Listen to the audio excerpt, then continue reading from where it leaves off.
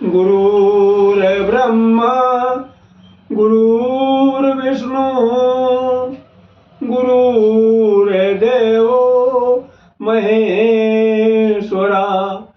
श्री गुरु साक्षात परब्रह्म तस्मै श्री गुरुवे नमः। मित्रों, जय माता की। आज के वीडियो में हम आपको हरि प्रबोधनी एकादशी व्रत के विषय में जानकारी देंगे। अगर आपने हमारा चैनल अभी तक सब्सक्राइब नहीं किया तो प्लीज़ वीडियो शुरू करने के पहले मिश्रा ज्योतिष केंद्र को सब्सक्राइब अवश्य कर लें और बेल आइकन की घंटी को भी बजा दें, क्योंकि आपका एक सब्सक्राइब हमारे लिए महत्वपूर्ण है। हरि प्रबोधनी एकादशी व्रत का क्या महत्व है? कार्तिक मास के उजाला पाख में पड़ने वाली एकादशी को हरि प्रबोधनी एकादशी के नाम से पुकारा जाता है। इसको कुछ लोग देवोत्थान एकादशी भी बोलते हैं, कुछ लोग देवउठनी एकादशी कहते हैं और कहीं कहीं देवउठनी ग्यारस भी कहा जाता है। यानी हरि प्रबोधनी एकादशी को क्षेत्र के हिसाब से अलग अलग नामों से पुकारा जाता है। यह व्रत करने से सभी प्रकार के पाप नष्ट हो जाते हैं, पुण्य प्राप्त होता है, अंततो गत्वा मोक्ष की भी प्राप्ति होती है, ऐसा पुराणों में बताया गया। हरि प्रबोधनी एकादशी की पूजा विधि इस प्रकार है। ब्रह्म मुहूर्त में उठ जाइएगा, दैनिक क्रिया से निवृत्त हो जाइए, स्नान आदि कर लीजिएगा और स्वच्छ वस्त्र धारण करिएगा। स्वच्छ वस्त्र धारण करने के बाद नीचे कुछ आसन बिछाइएगा, चाहे ऊन का आसन हो या कुश का आसन हो, नीचे कुछ आसन जरूर बिछाइएगा और विष्णु भगवान के सामने, यानी विष्णु भगवान की मूर्ति हो या कैलेंडर हो, कुछ भी हो, विष्णु भगवान की प्रतिमा, उनके सामने आप बैठ जाइएगा। दाहिने हाथ में पुष्प, दक्षिणा, मिष्ठान और जल वगैरह चीजें लेके आप जिस हेतु अनुष्ठान करना चाहते हैं उसका संकल्प ले लीजिएगा और ये भी संकल्प में क्लियर करिएगा, क्योंकि आप अपनी सामर्थ्य अनुसार 11 एकादशी करना चाहते हैं या पूरे वर्ष की एकादशी करना चाहते हैं, ये संकल्प में जरूर बोलिएगा। किस लिए संकल्प करना चाहते हैं, कितनी एकादशी आप करेंगे, ये सब सारी चीजें संकल्प में जरूर बोलिएगा। और आखिर में संकल्प के लिए जो कुछ आपने अपने हाथ में रखा है, संकल्प बोलने के बाद उसको जमीन में डाल दीजिएगा। और जब 11 एकादशी अथवा पूरे वर्ष की एकादशी हो जाए, तब किसी ब्राह्मण को बुलवा के उसका उद्यापन करवा देना चाहिए। और उद्यापन में जो कुछ आपसे हो सकता है, सामर्थ्य अनुसार, श्रद्धा अनुसार, किसी योग ब्राह्मण को दान दक्षिणा भी दीजिएगा। अब हम हरि प्रबोधनी एकादशी व्रत की कथा की तरफ लेकर चलते हैं। तो हरि प्रबोधनी व्रत एकादशी की कथा इस प्रकार है। पुराने समय की बात है, तो एक नगर में एक राजा हुआ करते थे। वो स्वयं एकादशी व्रत रखते थे और उन्होंने अपने पूरे राज्य में ये घोषणा कर दी थी कि कि मेरे राज्य में कोई भी व्यक्ति ऐसा नहीं होगा कि जो एकादशी व्रत न करे। कहने मतलब सभी को एकादशी व्रत करना जरूरी था और सभी एकादशी व्रत करते थे। राजा जी सभी से एकादशी व्रत रखवाते थे। एक दिन की बात है, किसी दूसरे राज्य का एक व्यक्ति आया और इस राजा से नौकरी मांगने लगा। राजा ने वही बात दोहराई कि भाई नौकरी तो हम आपको दे देंगे, लेकिन एकादशी व्रत वाले दिन हम आपको अन्न नहीं देंगे। उस व्यक्ति ने शर्त मान ली राजा की, नौकरी करने लगा राजा का। लेकिन जब एकादशी आई तो उसने कहा, हे राजन,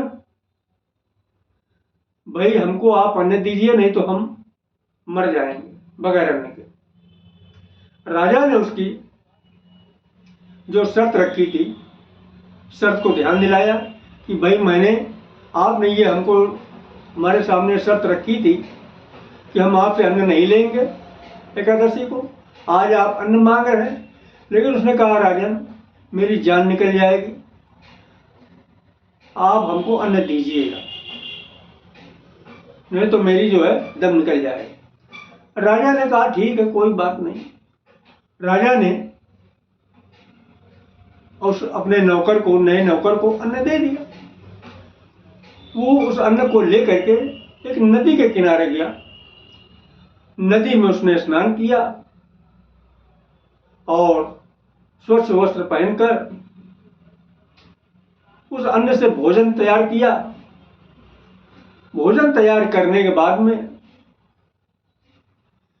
विष्णु भगवान को पुकारा और विष्णु भगवान चतुर्भुज रूप में आए, बैठकर बड़े प्रेम के साथ उस नौकर के साथ भोजन किया। इसके बाद अंतर्ध्यान हुआ।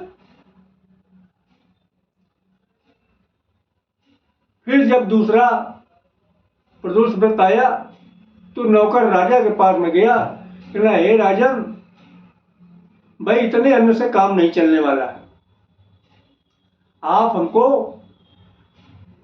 दूना अन्न दीजिएगा, क्योंकि भगवान जी आते हैं, आधा तो वो खा जाते हैं और आधे में भाई मेरा पेट नहीं भरता। राजा ने कहा, भगवान जी आते हैं और खा के चले जाते हैं, पेट नहीं भरता है, ठीक है भाई इनको जो है दूना अन्न कर दो। राजा ने दूना अन्न कर दे दिया उस नौकर को।